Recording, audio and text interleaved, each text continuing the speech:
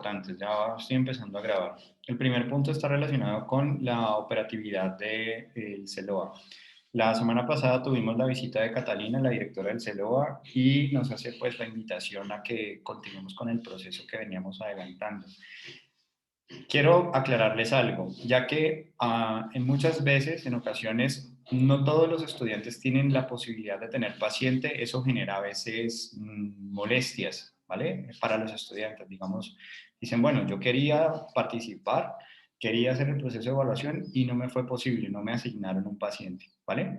En esta oportunidad, por tanto, la recomendación es, si usted realmente quiere participar, participe. De lo contrario, no lo haga. O sea, no va a ser obligatorio el participar dentro del proceso de evaluación, ¿vale? ¿Con qué finalidad? De que, pues, si usted no está tan convencido de que lo quiere hacer y lo está haciendo más como por la nota en la materia, le está quitando la oportunidad a un compañero que sí quiere hacer el proceso de evaluación y que quiere ponerse como en esa tarea de evaluar, ¿vale?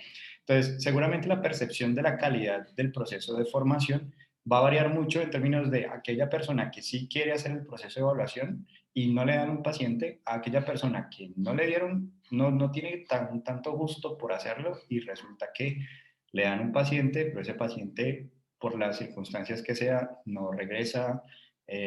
Ahorita tenemos entonces una segunda situación, y es la situación en la cual antes siempre el común denominador, digamos, con el CELOA es que no tenemos un volumen de pacientes muy alto. O sea, las remisiones como tal no son muy numerosas.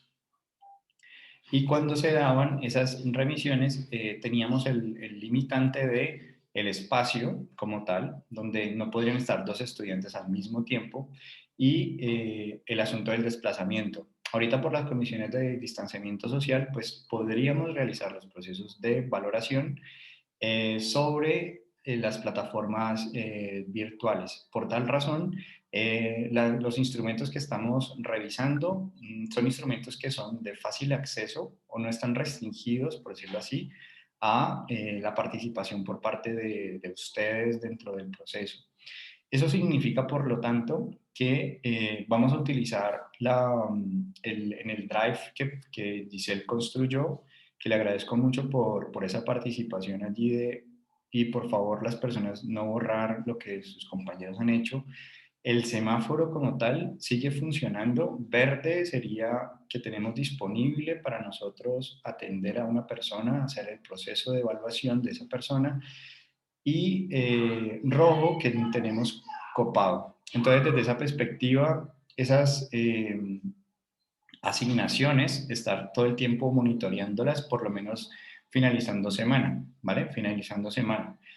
Es decir, día sábado. Lo otro, se envió un formulario para hacer seguimiento a los pacientes. Ese formulario como tal, eh, opto por ese formulario dado que permite un acceso, digamos, restringido. Si lo colocamos en un Drive donde todos podemos acceder, pues podemos ver como los seguimientos que los demás estamos haciendo.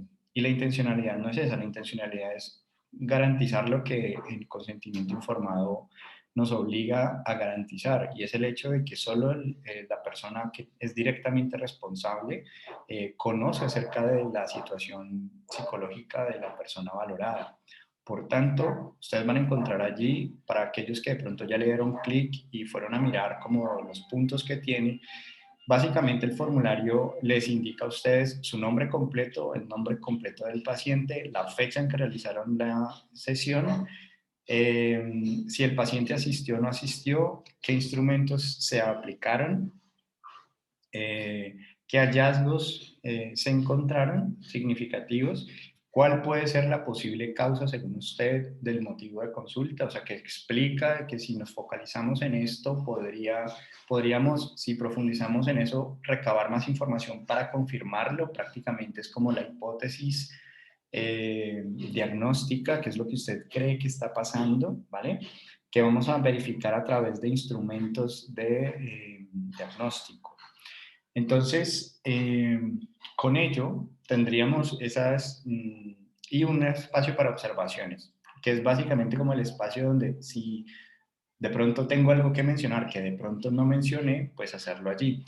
Lo otro importante es que si, por ejemplo, ustedes dijeron que querían explorar el riesgo de suicidio, supongamos, como posible causa, ¿vale? Posible hipótesis, pues encontraríamos que en la siguiente sesión debería haber una continuidad. Debería entonces arrancarse por la verificación, o sea, la confirmación o no de esa hipótesis planteada en la sesión anterior, ¿vale? Debe verse, digamos, esa continuidad. Entonces, eso nos va a garantizar privacidad y que el CELOA, cuando necesite información respecto a cuántas sesiones ha llevado un paciente, qué instrumentos se han aplicado, qué hallazgos significativos están y qué conclusiones clínicas se tienen, o sea, hipótesis clínicas se tienen, pues se puedan fácilmente acceder y descargar, ¿vale? Esos son insumos también para ustedes en términos de qué, de la elaboración del informe, ¿vale? Pero ¿cuál es la recomendación? Que lo que dejan allí constatado ustedes lo tengan en su poder, ¿vale? ¿Para qué? Para que cuando tengan que elaborar el informe dirigido al CELOA, pues tengan los insumos allí disponibles para poder decir, bueno, cuántas sesiones más o menos hice, qué instrumentos apliqué, qué encontré. Y entonces, volviendo nuevamente sobre el caso de la paciente Lisa Sisek, había un marco, digamos, en el cual no podemos parar de tener la grabación para preguntarle. Por lo tanto, cuando nos detenemos a mirar nuestro informe psicológico, hay unos puntos y creo que aquí es muy importante que se detengan un momento a pensar, ¿vale? Respecto a que hay dos grandes situaciones psicológicas. En términos de, por un lado, tenemos que si el motivo de consulta nosotros creemos que está asociado con asuntos neuropsicológicos, es decir, situaciones de aprendizaje, situaciones de funciones cognitivas, ¿vale? Entonces, lo que vamos a pasar a explorar son aspectos neuropsicológicos. Por lo tanto, en el informe psicológico que tenemos, en el informe neuropsicológico que presentaríamos, o sea, el que yo les envío a ustedes, me estoy refiriendo, voy a compartir pantalla para que lo pongamos como un poco más explícito.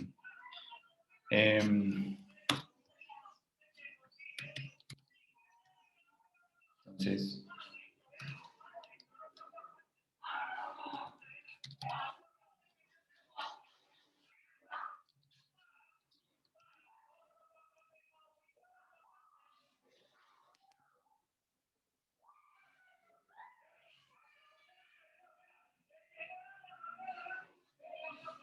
me estoy refiriendo a este informe que les compartí. Entonces, de lo que estamos hablando es, si consideramos que el motivo de consulta está más asociado a problemas relacionados con contextos educativos, aprendizaje, eh, funciones cognitivas, entonces lo que nosotros vamos a pasar a hacer, por ende, es darle mayor preponderancia o mayor énfasis dentro de la recolección de datos a los aspectos que están directamente relacionados con ese motivo de consulta.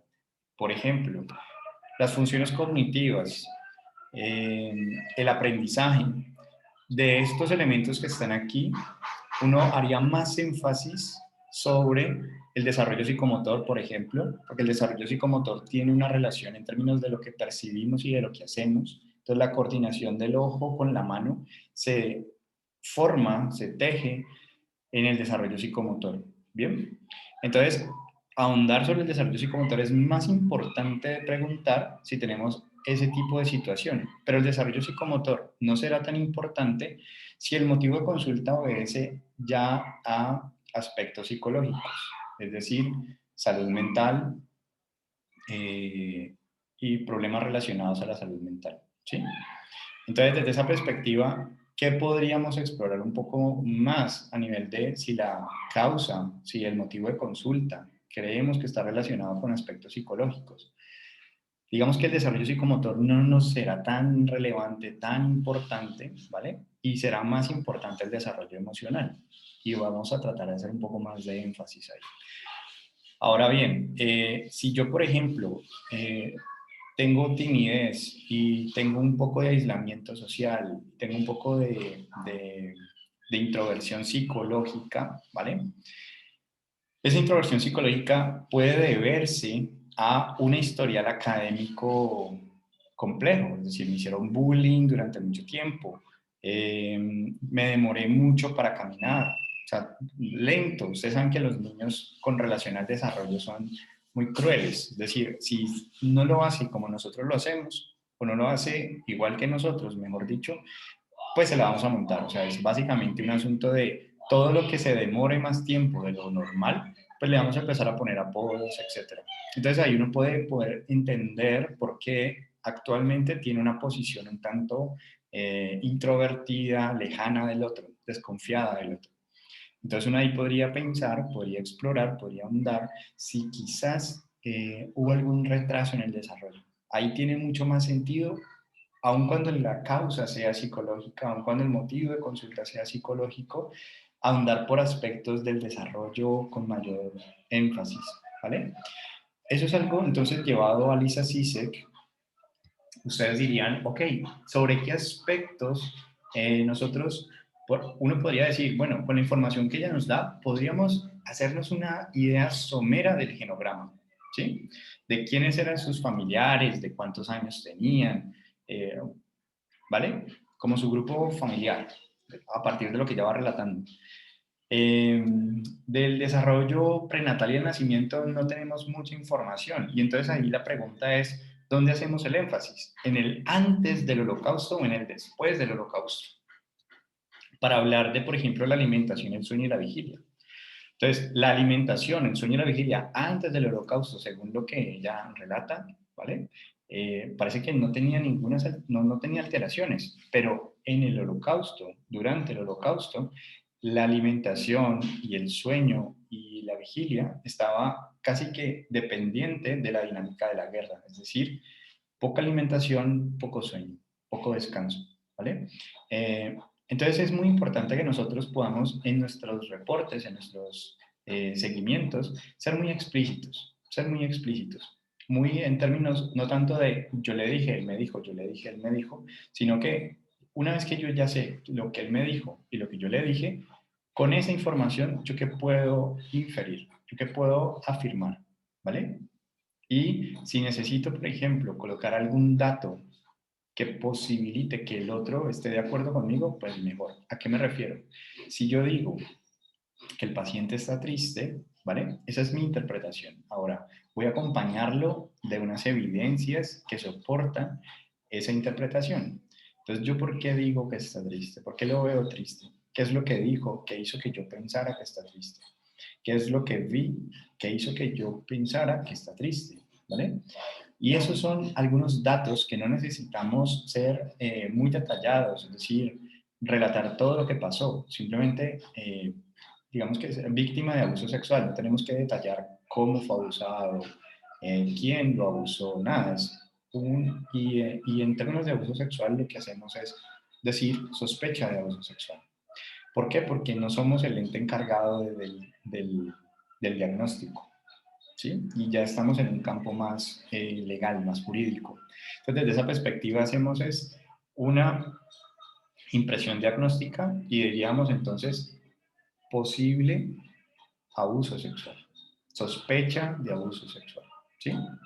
O presunto, o profe, o esa palabra no es adecuada para el informe. O presunto, ¿vale? ¿Por qué? Porque finalmente el ente encargado, gracias Natalia, de determinar si sí o si no hay abuso sexual es la unidad de delitos sexuales de la Fiscalía, un psicólogo especializado, un fiscal, ¿vale? Entonces esa unidad de delitos sexuales se va a encargar de, pero es muy importante que ustedes recaben los instrumentos que utilizaron para afirmar que hay un presunto abuso sexual, ¿vale? Esto fue lo que él dijo, esto fue lo que me sirve como un sumo, ¿vale? En términos entonces globales, lo que nosotros vamos a hacer con el inicio de la atención es, ya practicamos los primeros 10 minutos. Y entonces lo que quiero es que entiendan de que hay dos posibles formas de hacer esta recolección de datos. Una estructurada, como esta que están viendo acá, donde la posición de el psicólogo es más directiva, ¿vale? Yo pregunto, tú respondes, ¿vale? Va en esa línea, vamos en esa línea.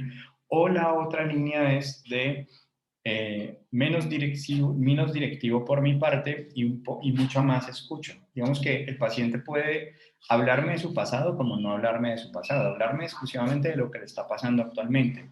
Muy similar, pueden, por ejemplo, ver en terapia. Es una serie que está en YouTube en estos momentos disponible, Argentina. La versión original es de HBO, donde los que puedan, digamos, si tienen HBO, pues la ven original en Treatment o en terapia la versión argentina, y pueden notar que tenemos diferentes pacientes, los que nos hablan del pasado, los que nos hablan de la hora, los que les preocupa el futuro, ¿vale? Entonces, en últimas, esta recolección de datos es sobre lo que va emergiendo, ¿vale? Sobre lo que va emergiendo, pero nosotros tenemos unas restricciones. Y entonces, las restricciones que nos coloca la situación es ¿cuál? Primero, hay una demanda de otra persona, ¿vale? La demanda de quién viene, del CELOA. El CELOA nos va a decir, necesito que me digas qué problema psicológico tiene, o necesito que me digas si tiene depresión, o necesito que me digas si tiene deterioro cognitivo, ¿vale? ¿Listo? Y entonces hay una demanda. Por lo tanto, en el motivo de consulta nosotros vamos a anotar la demanda que hace el CELOA, pero también vamos obligatoriamente a preguntarle al otro cuál es la razón por la que cree que está siendo remitido al CELOA, por parte del CELOA, ¿sí? Porque es el reconocimiento, es la posición subjetiva, es qué tan responsable él se está ubicando frente a su situación personal. O sea, el otro es el que me manda, el otro es el que me dice qué hacer y yo realmente no sé por qué estoy aquí. Y es muy importante determinar entonces si tenemos una persona que tiene un motivo distinto al del CELOA, puede ser, y por lo tanto nosotros vamos a tratar de establecer un punto en común, o sea, un punto en el cual se puedan encontrar el CELOA, porque el informe va a ir para el CELOA, pero también él está poniendo su cuerpo ahí, o sea, él está sacando un espacio de su tiempo para sentarse con nosotros ahí, y también deberíamos nosotros de poderle dar una respuesta a su motivo de consulta. Entonces, cuando tenemos dos motivos de consulta, digamos, uno que habla de dificultades del aprendizaje, digamos que se lo va a decir, yo necesito saber si tiene una dislexia, ¿vale? Y la persona dice, no, yo me siento deprimido, ¿vale? ¿Vale? Entonces tenemos dislexia y depresión. Y vamos a notar que normalmente se presentan juntas, o sea, casi que a la par. Pero como ejemplo, nosotros nos tenemos que ocupar de ambas situaciones, es decir, que los instrumentos de evaluación, ¿vale? Van a evaluar la posible dislexia y van a evaluar la posible depresión. Ese sería el método de evaluación. ¿Qué método de evaluación seguimos? Hacemos entrevista, hacemos observación. Por eso intentamos que la cámara esté encendida, pero es de elección de la persona si la enciende o no, ¿vale? El asunto es, con lo que tenemos, escuchamos, intentamos aproximarnos al mundo del otro, comprenderlo, y en ese método de evaluación utilizamos apoyos en el proceso de evaluación. ¿Qué apoyos utilizamos? Instrumentos de evaluación. ¿Listo? Entonces, utilizar esos instrumentos de evaluación nos permiten entonces que podamos evaluar la existencia o no de una u otra situación, motivo de consulta. Ahora, pasar al método de diagnóstico, ¿listo?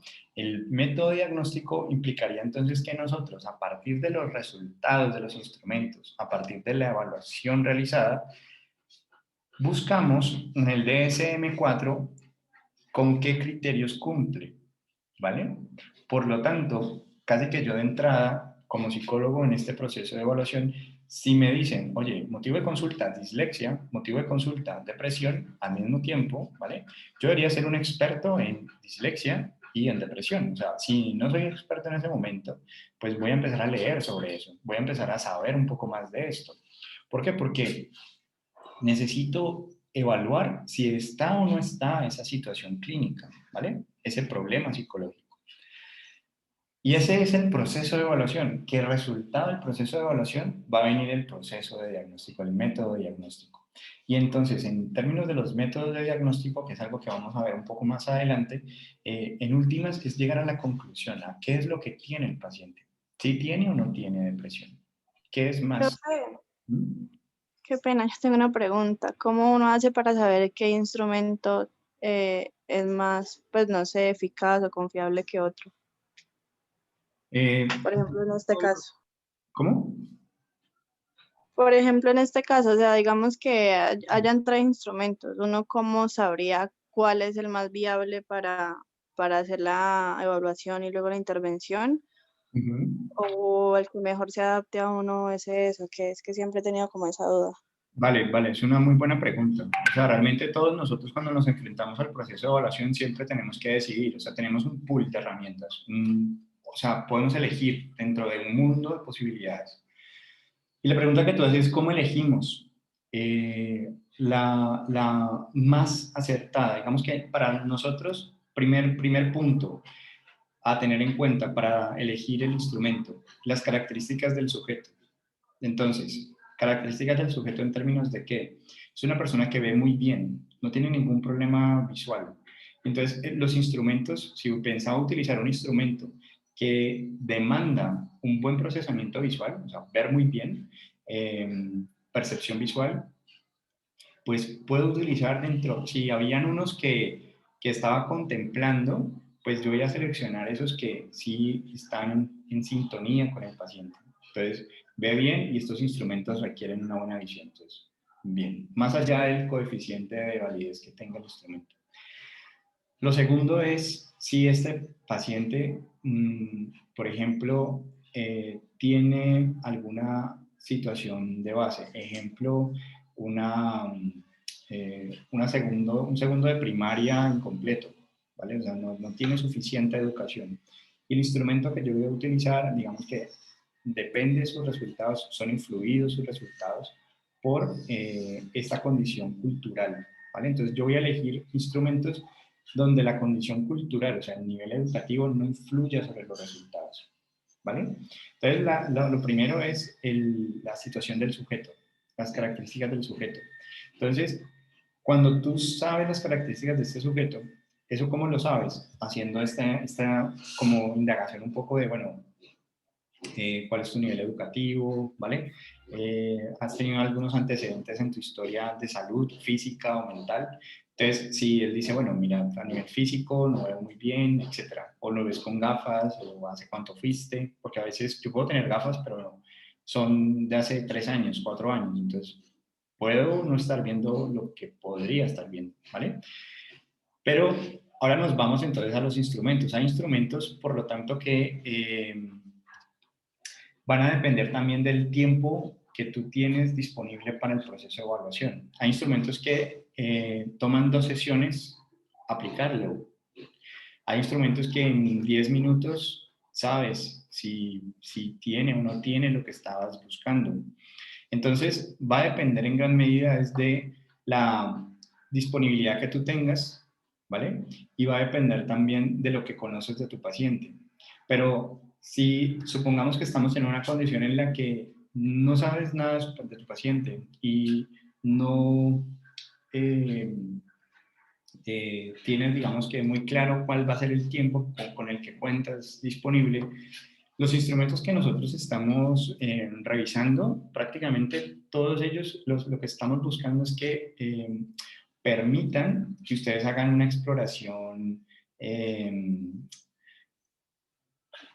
rápida, ¿vale? Una exploración rápida, una exploración que efectivamente casi que permita que el otro pueda responder independientemente de su nivel cultural o de su condición física, de salud física. Eh, Porque todo está mediado por la entrevista. Entonces, digamos que tú eres la que hace las preguntas. Ahorita el instrumento que vamos a ver, por ejemplo, a continuación, es una prueba proyectiva. O sea, vamos a mirar instrumentos eh, de aproximación clínica más utilizados, más comunes. Y que lo interesante es, voy a cerrar acá un momento.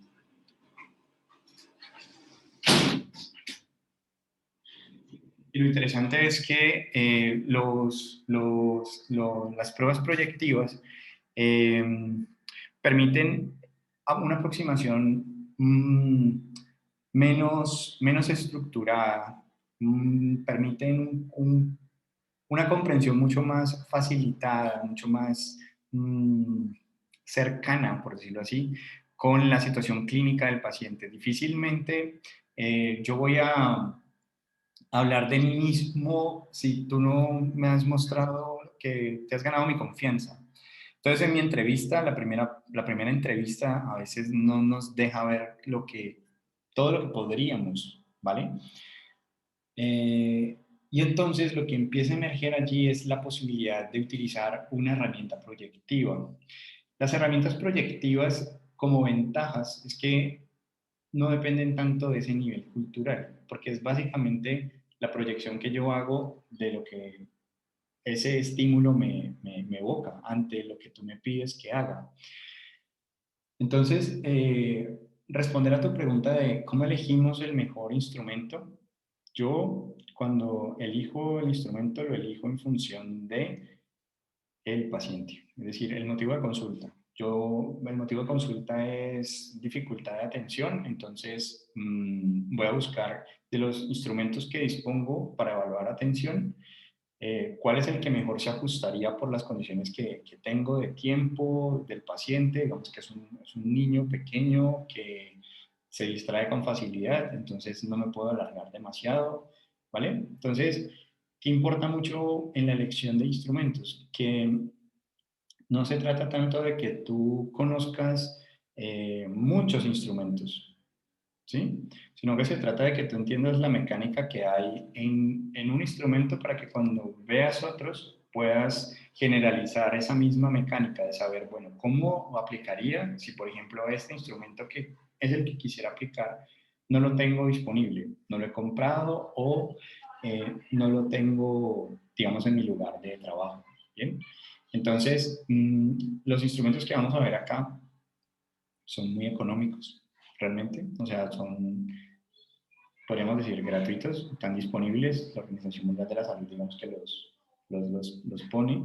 Los que veíamos de salud mental, o sea, el SDRQ y la Mini de salud mental.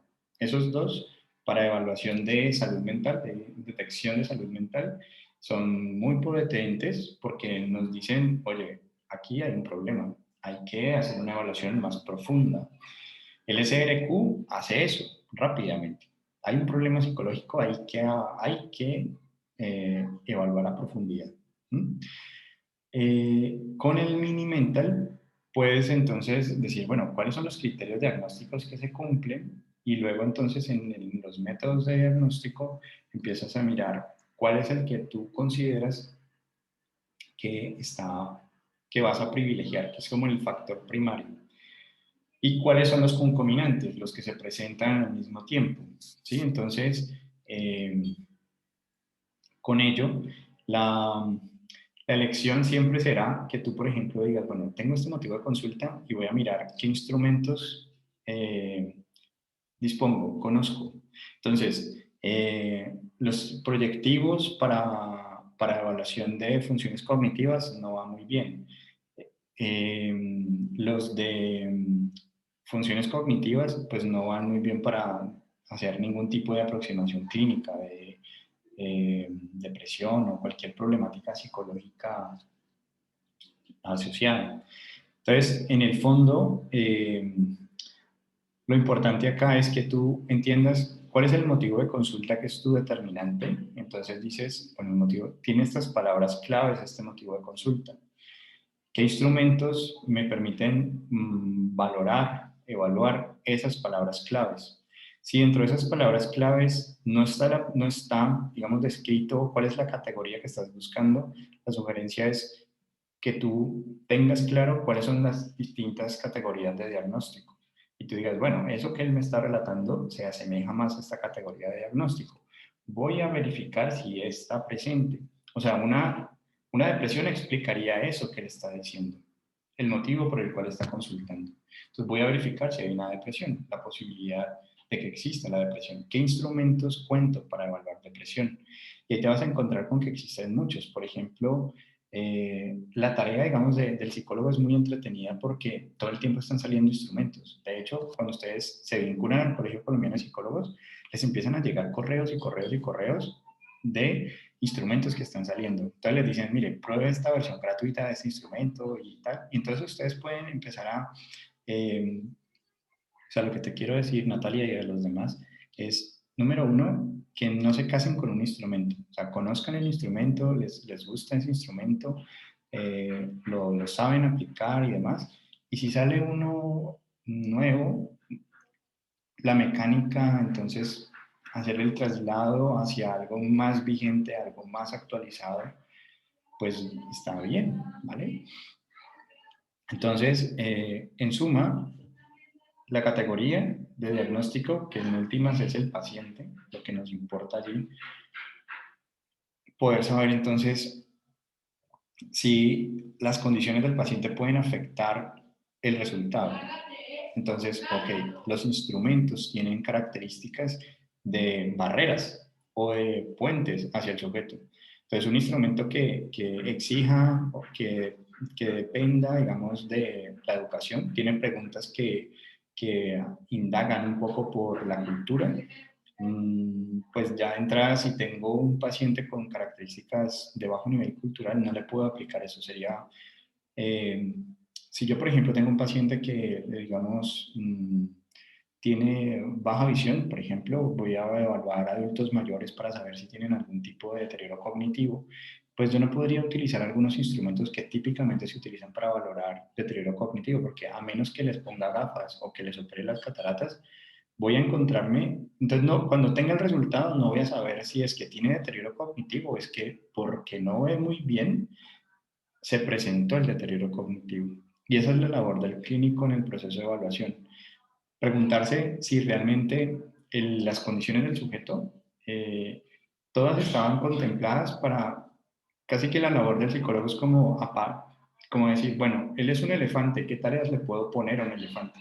Ah, él es un mono, ¿qué tareas le puedo poner al mono? Para que se luzca, o sea, para que porque si pongo, por ejemplo, no sé, a un elefante a subirse a un árbol, pues a menos que sea como la película de la era del hielo, pues voy a tener una mamut que se puede trepar a un árbol y todo lo demás, pero realmente en la vida cotidiana eso no es típico. Sucede, uno sabe que ya está en un plano fantasioso, pues un dibujo animado.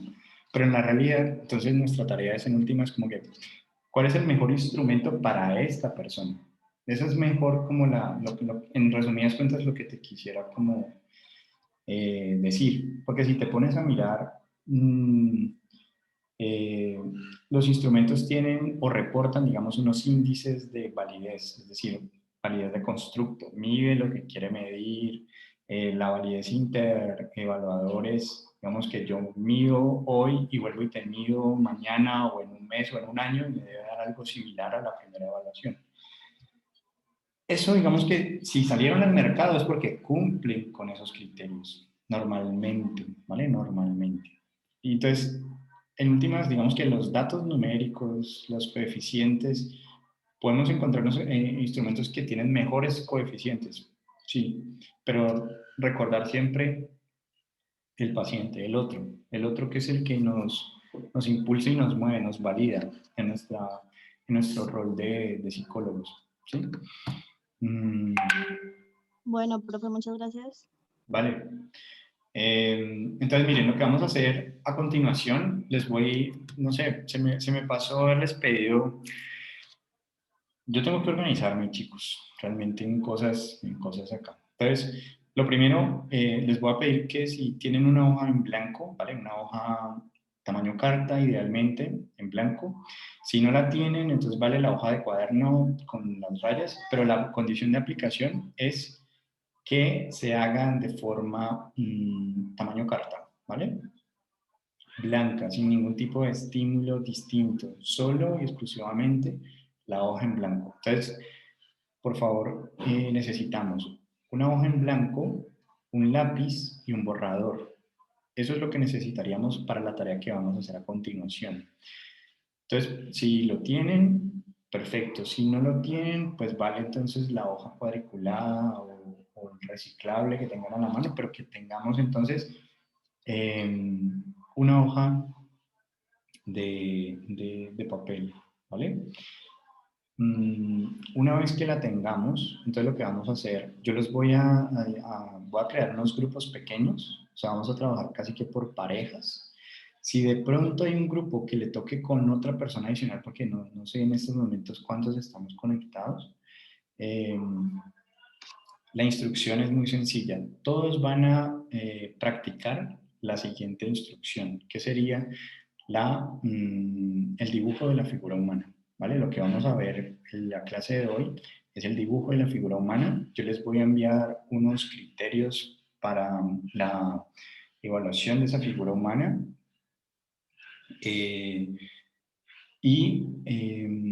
Poder entonces a partir de esos dibujos nosotros poder empezar a entender un poco la mecánica de lo que sería una prueba proyectiva.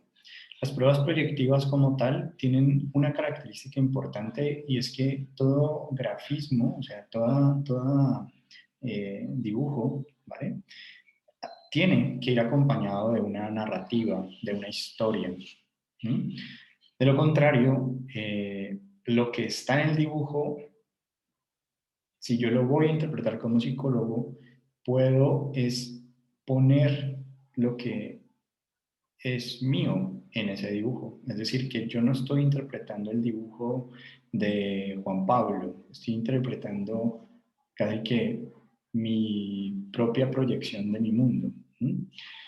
En ese orden de ideas, lo que nosotros vamos a hacer, pues es, uno, entender un poco como la instrucción de lo que tenemos que hacer, dar la instrucción, darle la instrucción al compañero, ¿vale? Entonces, lo que haríamos sería, yo ahorita les voy a dar la instrucción de lo que ustedes emularían, lo que ustedes harían, pues, con el compañero, imaginándonos de que es la sesión 2 o la sesión que inicia la evaluación. Entonces, ustedes pueden o si creen que necesitan exploración de salud mental, porque el motivo de consulta es quiero saber, me están preguntando si tiene depresión, pues voy a explorar la categoría de depresión dentro de la mini de salud mental, la entrevista neuropsiquiátrica internacional. Pero si el asunto todavía no es muy claro para mí, entonces la prueba proyectiva nos puede ayudar un poco a esclarecer qué es lo que puede estar pasando, ¿vale? Entonces vamos a trabajar sobre pruebas proyectivas, vamos a mirar la figura humana porque pues es una de las más conocidas, las más típicas, y eso lo podemos ir acompañando con otras pruebas proyectivas. Damos el test del bajo la lluvia, el test de la familia, el de la persona bajo el árbol. Pero en el fondo lo que me interesa es que entendamos la mecánica que tiene a partir de el ejercicio práctico entre nosotros. Entonces, esto se va a dividir casi que como en 3 momentos. Primer momento, yo voy a dar la instrucción de lo que ustedes van a decirle a su compañero cuando lo tengan delante. Muy similar a las sesiones pasadas que practicábamos los primeros 10 minutos. Entonces, partimos de la base de que el otro ya nos conoce, o sea, ya tuvimos la primera sesión, ya recolectamos la información. Esta como de, bueno, como los antecedentes que de pronto nos ayudan a comprender mejor cuál puede ser la hipótesis. Recordemos que lo que vamos a recabar de información en la primera sesión no termina ahí. O sea, la siguiente sesión puede que la persona diga, oye, mira que me acordé de eso que me preguntaste, recordé algo y te voy a contar y te cuenta, digamos, la nueva situación que permite entender un poco mejor la información que ya habías recabado previamente. Entonces, el proceso de evaluación es durante las 5 sesiones. Todo el tiempo estás en proceso de evaluación, recolección de datos, de información, de mayor comprensión del otro, ¿vale? Desde esa perspectiva, entonces, partimos en un primer momento de que ese otro con el que nos encontramos es nuestra segunda sesión. Y entonces en nuestra segunda sesión, ¿qué le vamos a decir? Y digamos que podríamos incluso terminar nuestra primera sesión diciéndole, mira, recuerda para la próxima sesión necesitamos una hoja, que, o sea, porque si estuviéramos en nuestro consultorio, pues uno dice, pues yo le pongo las hojas, o sea, y yo le paso el lápiz y el borrador, pero como estamos en la virtualidad, entonces le vamos a decir que por favor para la siguiente sesión intente tener un espacio cómodo, ¿vale? de evaluación son un espacio en el cual no hayan muchos ruidos, un espacio en el cual se sienta cómodo, que pueda conversar, que esté cómodo. O sea, en últimas es lo que nos importa, que se sienta cómodo en ese espacio y que tenga 2 hojas, ¿vale? 2 hojas. Si no, con ustedes lo voy a simplificar a una, ¿sí? Pero en realidad son 2 hojas. Eh, entonces le decimos 2 hojas de tamaño carta, blancas, idealmente, ¿no? Y un lápiz y un borrador. ¿Listo? ¿Eso qué nos está indicando? Primero, que puede borrar las veces que quiera. ¿Listo? O sea, el borrador, ¿por qué lo pedimos? Porque puede borrar. Si no, diríamos, mira, no es necesario borrar. Necesitamos que haya un borrador por si necesita borrar. ¿Listo?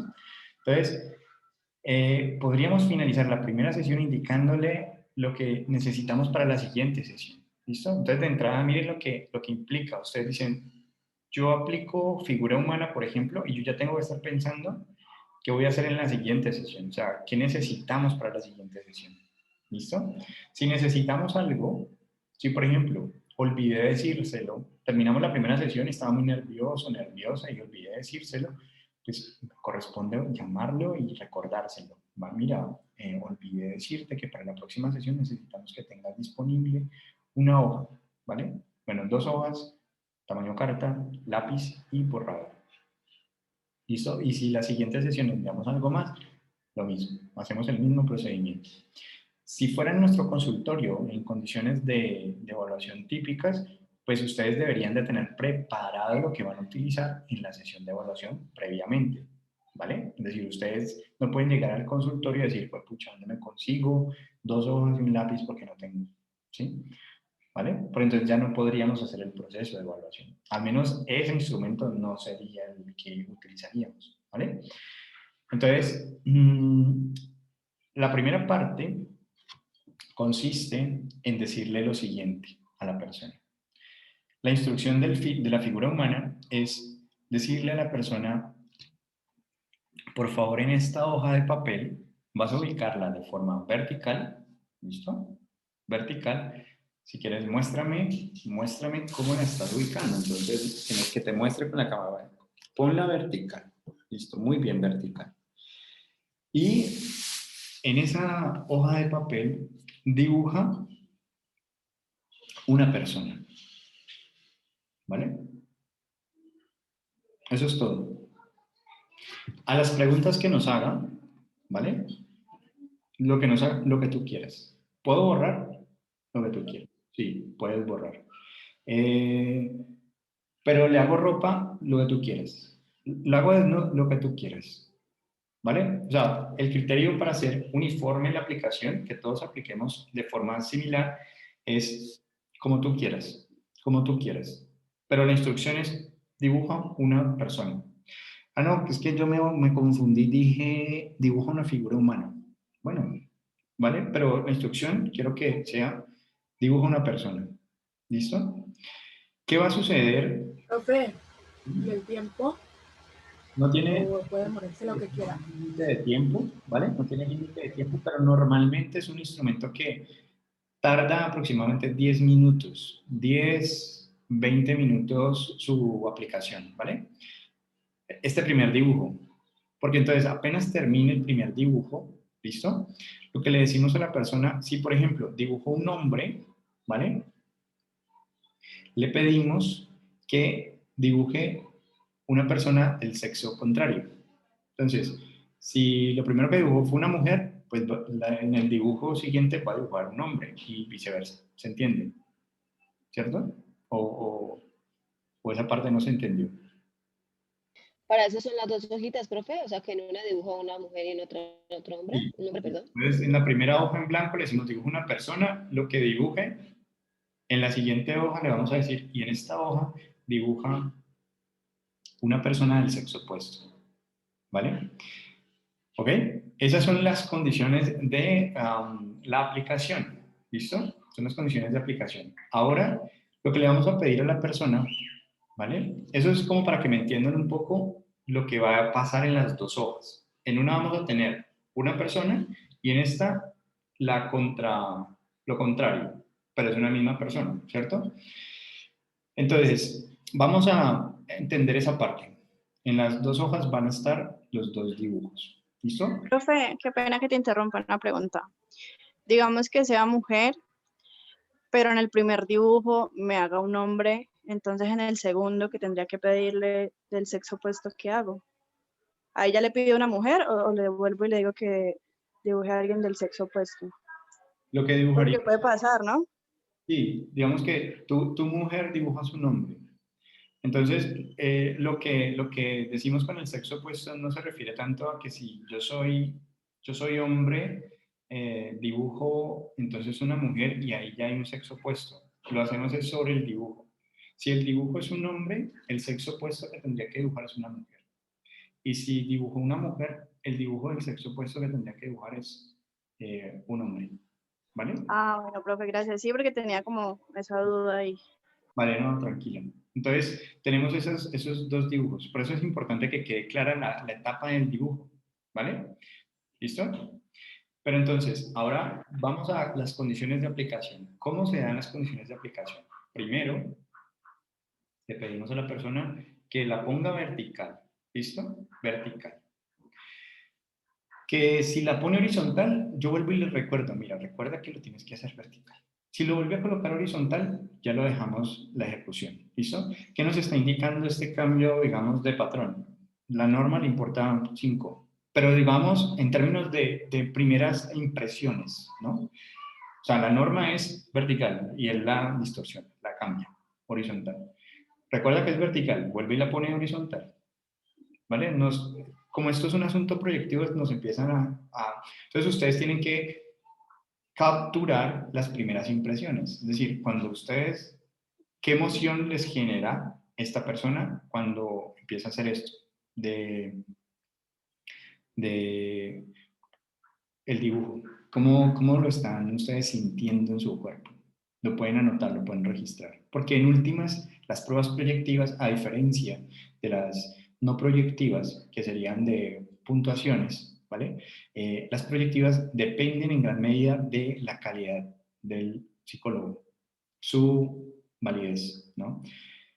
Por lo tanto, vamos a pasar un poco más de tiempo en estas pruebas porque si bien en las otras tenemos el manual que nos dice, mira, si respondió esto, entonces es un punto, si respondió esto, 2 puntos. Y tú lo único que haces es calificar.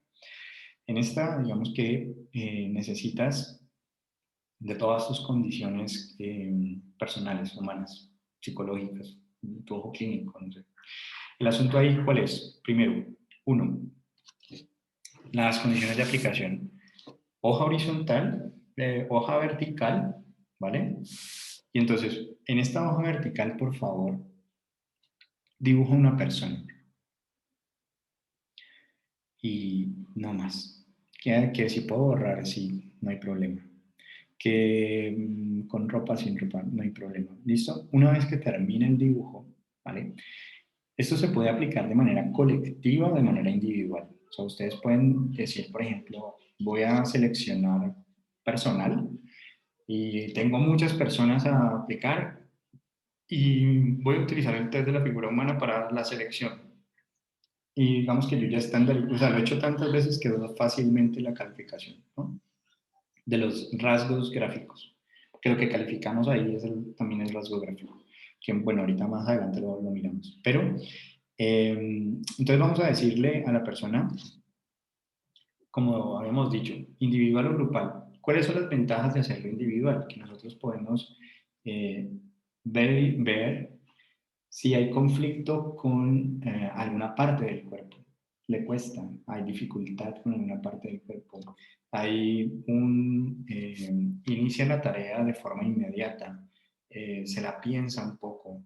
Y son sensaciones que nosotros tenemos que ir registrando, porque son las que empezamos a notar gestos, algo que nos llama la atención. O sea, aquí el asunto no es, profe, pero sobre qué pongo atención, ¿no? Es usted en su cuerpo, a usted, mejor dicho. Y note si hay alguna sensación distinta cuando empieza el proceso del dibujo. Si usted empieza a notar como que hay algo que le está incomodando, fíjese en el otro ¿Qué es lo que le está incomodando? Ah, no, es que se demoró un poco, hubo exceso, por ejemplo, borrar una parte del cuerpo, pues si bien queda la huella, es bueno que ustedes apunten, registren. Se demora más en esta parte del cuerpo, borra cuántas veces borran esta parte del cuerpo. Registros de la ejecución. Esas son las ventajas de la aplicación individual, que no vamos a tener en la grupal, pero se puede aplicar grupalmente. O sea, ustedes pueden aplicar grupalmente y luego tener todos esos dibujos y calificar esos dibujos, ¿vale? De hecho, las lecturas que les voy a enviar son 2 lecturas relacionadas a la figura humana. Una es sobre las propiedades psicométricas, es decir, si mide lo que quiere medir y bueno, todo este tipo de cosas, y unos baremos, más o menos, porque normalmente la figura humana se ha acostumbrado a aplicar entre los 5 y los 12 años, pero es un instrumento que se puede aplicar a lo largo de la vida. A lo largo de la vida, ¿sí? Entonces, si es a lo largo de la vida, pues uno debería de tener como la posibilidad de no solamente basarse en puntuaciones,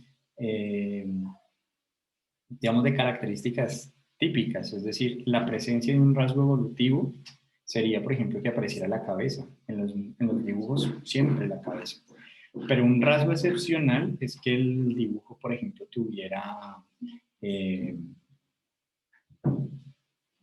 digamos, aretes. Normalmente no se acostumbra mucho que a la mujer se le pongan pues los aretes o que se reconozcan esos aretes, ¿sí? Entonces son rasgos excepcionales que cuando tenemos más edad, mucha más edad, podemos encontrar, ¿sí? Pero es muy raro que aparezcan en las edades cronológicamente hablando menores, ¿sí? Entonces, básicamente el test de la figura humana como que lo que trata de hacer es identificar unos rasgos evolutivos, o sea, rasgos en el trazado que deberían estar presentes en el dibujo por la edad que tiene la persona y también rastrear aquellos rasgos que se consideran excepcionales, o sea, que sorprende que una persona de una edad determinada los esté presentando. Por eso se contemplaba de los 5 a los 12 años el rango, porque ahí digamos que uno diría, bueno, pero a medida que vamos subiendo la edad, digamos que los rasgos excepcionales como que se homogenizan, como que ya no son excepcionales, sino que son evolutivos, como que si me ponen a dibujar a mí o a ustedes, pues vamos a tener rasgos muy detallados, muy completos de una persona, ¿vale? Entonces, Bueno, depende de quién dibuja. Yo sí, dibujo con palito y bolitas, profe. sí. De hecho, una de los llamados, digamos, de atención es que cuando uno ve 2 dibujos y uno ve un dibujo de palitos y bolitas y ve un dibujo de una persona mucho más grande y tal, y con 2D, pues un poquito más construido, pues uno inmediatamente se inclina a pensar que el dibujo de palitos y bolitas es el mismo de 5 años, ¿no? No de una adulta de no sé cuántos años tiene Giselle, pero de más edad, ¿cierto? Entonces, en esa línea de tiempo uno pensaría que los dibujos, digamos que se corresponden con una edad, por decirlo así, ¿vale? Entonces, lo que nosotros vamos a mirar en este punto es que vamos a utilizar unos indicadores del dibujo gráfico que ya no van a pasar tanto por pensar si está en el momento del desarrollo adecuado o no, si hay distorsiones de la imagen corporal o no, sino que nos vamos a ubicar en utilizar unos criterios de identificación gráfica para determinar si existe algún problema psicológico, ¿vale?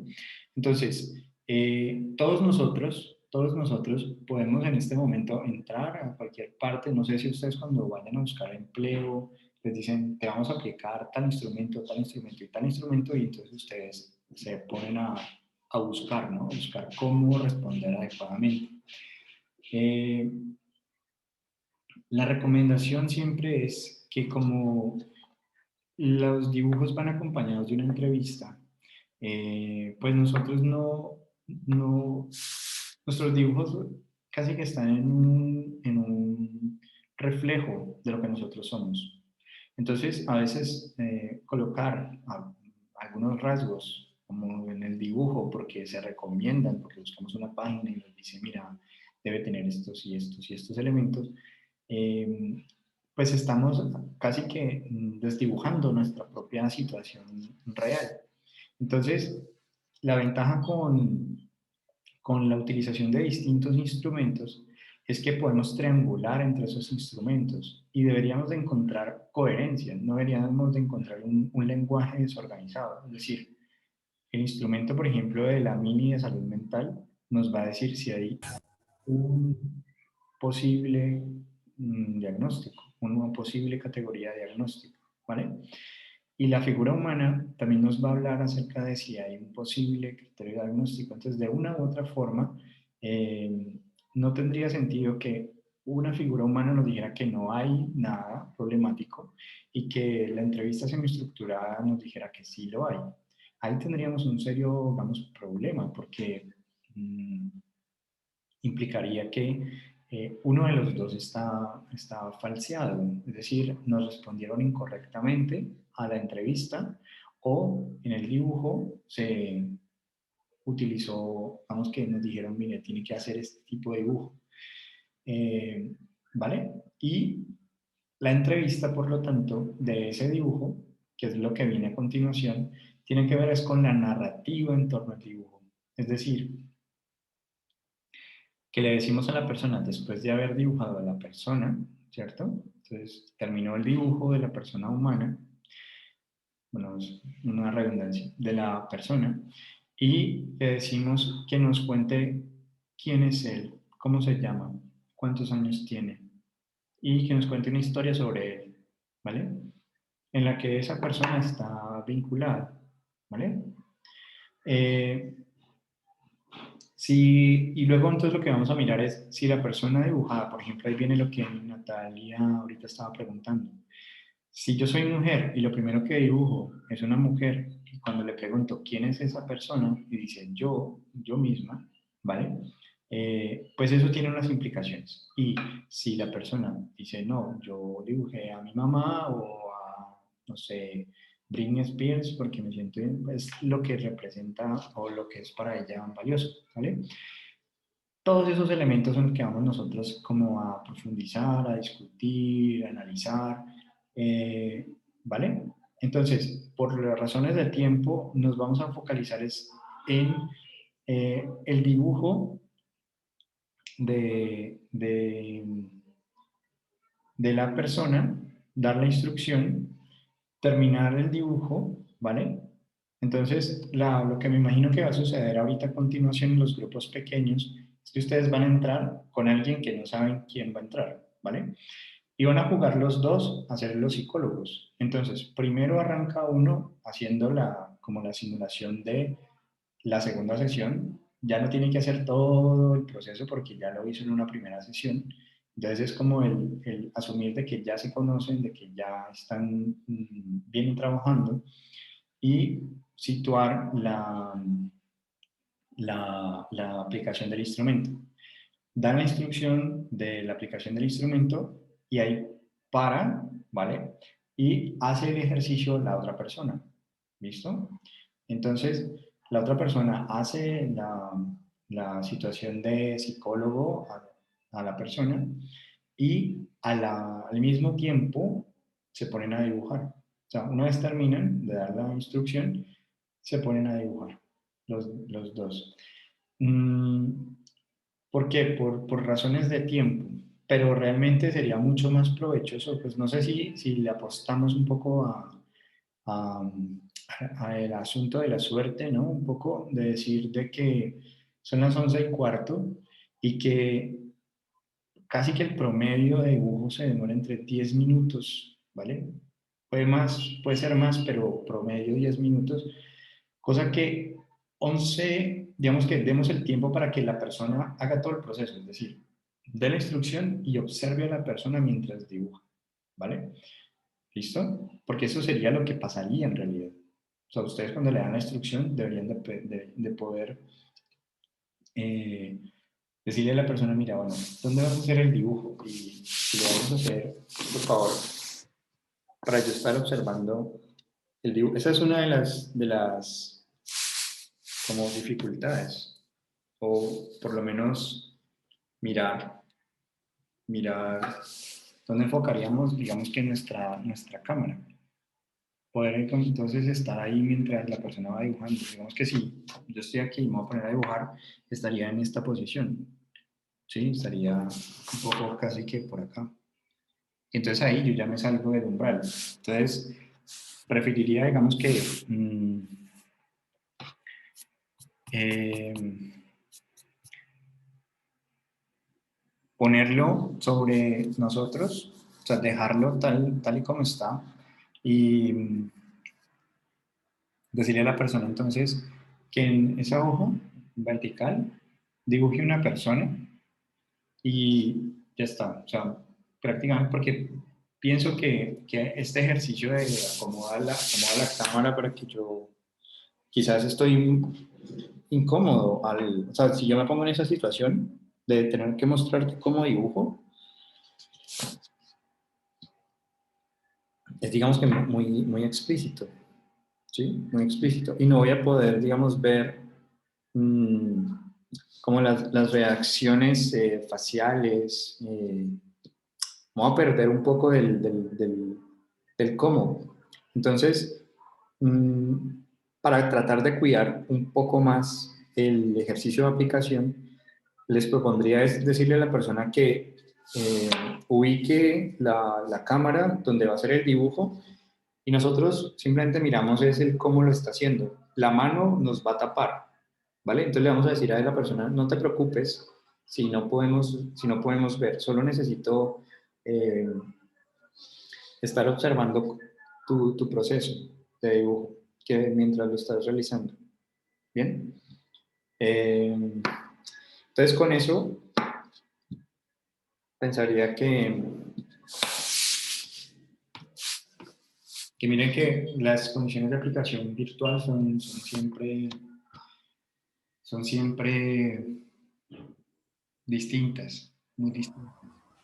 Pero entonces les propongo lo siguiente, que ya que la persona igual pues nos va a tapar, o sea, finalmente, pues yo ya ahorita que lo pongo aquí, así como les estaba mostrando, la persona inevitablemente no vamos a poder ver bien qué es lo que, entonces va a ser como algo un poco irrelevante, ¿no? Entonces, que trate por lo menos de ubicar su cámara hacia donde él está dibujando y lo veamos ahí, ¿vale? Y vamos registrando lo que podemos constatar. Ahí van a pasar unos 10 minutos, apenas termine, ¿vale? Apenas termine, entonces va la otra persona a dar la instrucción y a que esta persona realice también su ejecución de 10 minutos, ¿vale?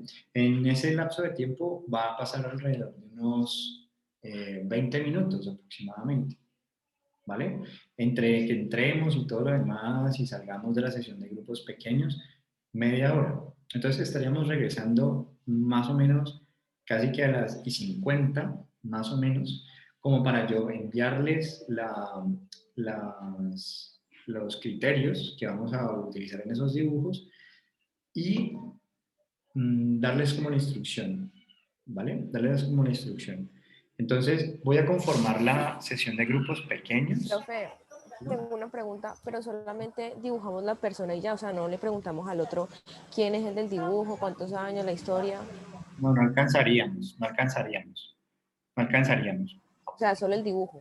Sí, por ahora nos vamos a Ah, concentrar ok. en la primera como parte, que sería dar la instrucción o sea, ese primer encuadre cuando tú llegas y diriges hacia la aplicación del instrumento, pásalo del instrumento y sigue la otra persona y volvemos nuevamente a la sesión grupal para ver cómo nos acabó ¿vale?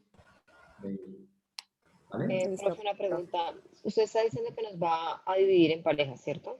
Sí, Bueno, listo. Entonces, me imagino que uno de los dos dibujará y el otro va a observar, porque no nos daría tiempo para que uno dibuje y el otro observe y luego se haga de manera, pues, contraria.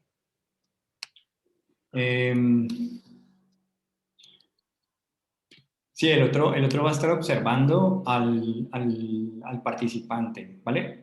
Espero que todos los que están aquí estén conectados, ¿vale? Porque ya me ha pasado que asigno grupos pequeños y hay una persona que, o sea, aparece pero no está.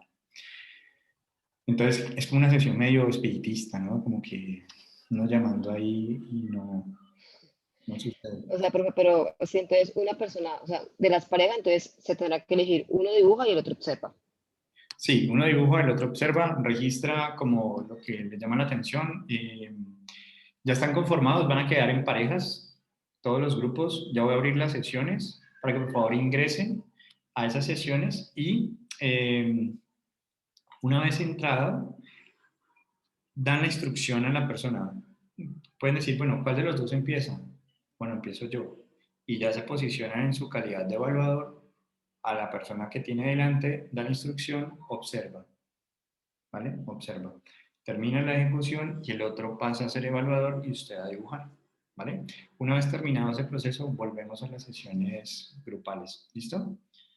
Entonces, ahí ya están las sesiones creadas para que por favor empiecen a entrar en sus sesiones.